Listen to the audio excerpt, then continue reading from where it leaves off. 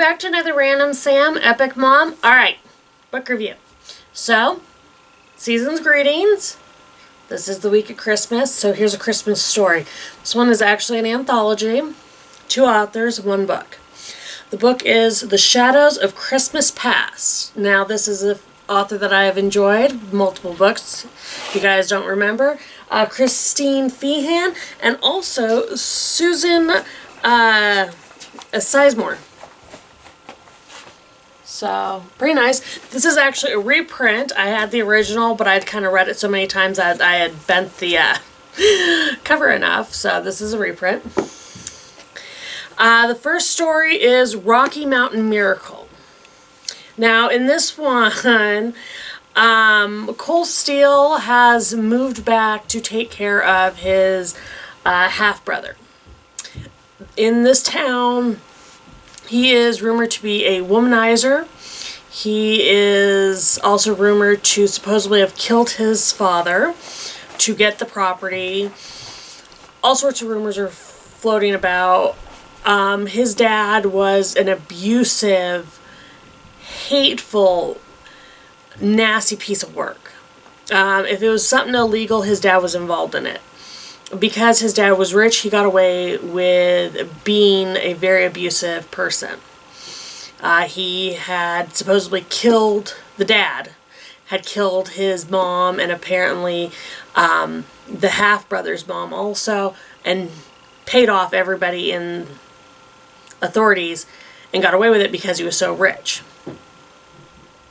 We all hear stories about that, how the rich get away with all sorts of things. And in this story, everybody's, thinking that Cole is, this bad guy, that he's been to prison, all that. And he's having to build this relationship with his half-brother he never knew. And both of them have these scarred pasts. They're very, kind of garden. And they're having to learn from each other. And through this, he meets up with the local vet. And supposedly she's magic. Supposedly she's a witch, everybody says. She's got an affinity for animals, though. That's the thing they're going to learn. And they're going to find that connection. And she's going to help kind of bridge that gap. Because for these 2 males, Christmas has always been a time of extreme strife. It was never a time of celebration. It was never a time of joy. Their dad had always made it a time of suffering. And she loves Christmas and everything, and she's going to show them what the Christmas spirit is, that it is about family, and she's going to bring them together and show them that they are family. So it's a wonderful story. I love this. I loved in the story that it shows that even when you have suffered abuse, even when you have suffered true horrors, that you can come together, that you can... you are never truly free of your past. That trauma is going to stick with you forever, but you can build a better life past that. And you can still make those connections with others. So that story, I'm not going to give you all the details because, again, there's going to be more. There's more intrigue in it besides just that. So, again, wonderful story for that one. And then with Susan Sizemore's story, A Touch of Harry. That one, again, it's got a little bit of supernatural in it. Another vet. She finds an injured wolf and brings him home. Marjorie Piper is the local vet. And the next morning, she finds not a wolf. She finds a man. So, werewolves exist. And the wolf, Harry, is actually looking for a group of runaway shifters. These are young kids who have pretty much said, we're not okay with the status quo. We're not okay with the you need to stick to your own kind and humans are all bad. And our local vet, Marge, is pretty much human as they come. She's got, again, a natural affinity for animals like most vets do. And she's kind of very accepting of the whole shifter thing. So that in itself is, very open-minded of her. And working with Harry, she's going to help him find the local teens. And they're going to find out that through her and the joy of Christmas season, she's going to help him get these young kids who, they're not really kids, they're more like 18, 19, 20, still young, still want that family connection, but still want to be independent. And she's going to help them bridge that gap. She's going to help him show these kind of stick in the mud elders that you can still be part of the community and you can still embrace change. You can still grow the community. You can still have your traditions and you can still include new people. And I loved this story because it really does show that even when we have our differences, even when we come from two completely different backgrounds, whether you're rich, poor, whether you come from an isolated community, small town, city, it doesn't matter. A holiday can a lot of times bring people together.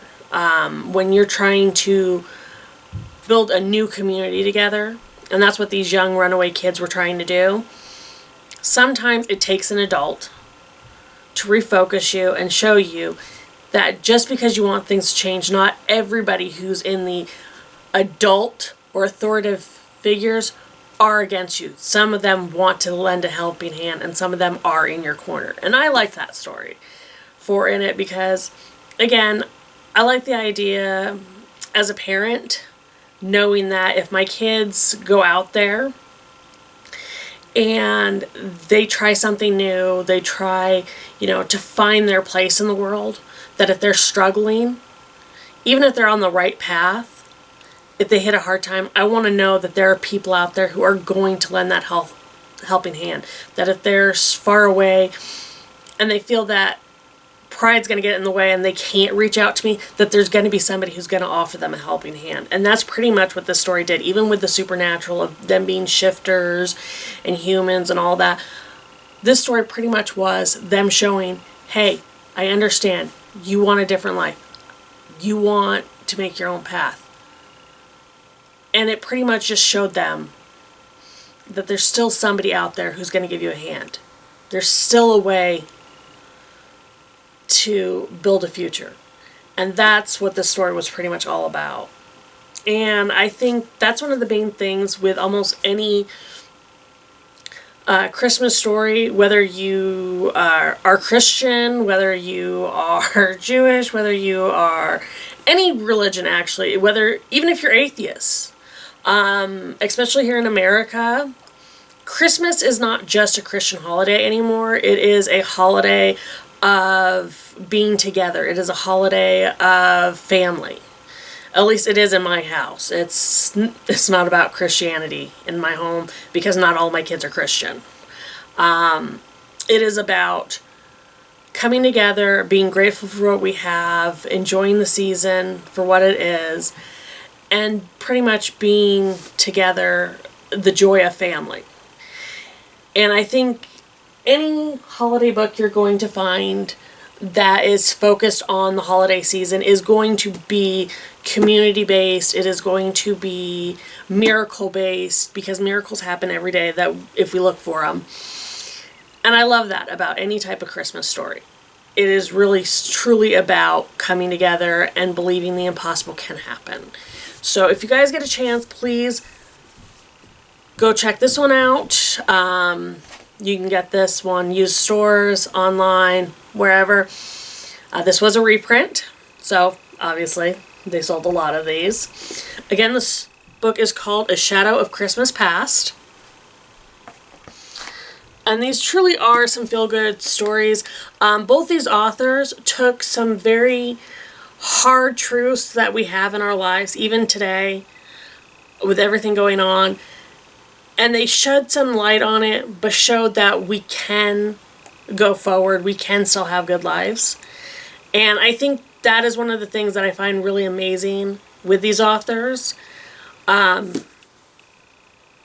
is that we don't have to pretend that everything is picture perfect. And we can face realities in the world and find some good. We can make things better. And I know that's kind of preachy this time of year, so sorry for that, guys. But it is a wonderful story, guys. Please get out there, give them a read. Try both these authors because their writing styles is just wonderful. It will grip you. I will end up reading this again and again. I will read this entire book. This is almost 400 pages, and I will read this within 24 hours because it is that gripping. And I will talk to you guys again soon. Please get out there, read a book. If you have a Christmas book that you read every year, that it just constantly, you just got to read it every year. Please let me know in the comments because I'm always open for books that are worth rereading. And I will talk to you guys again soon. Happy holidays, everybody, and I will talk to you again. Go out there, read. Bye.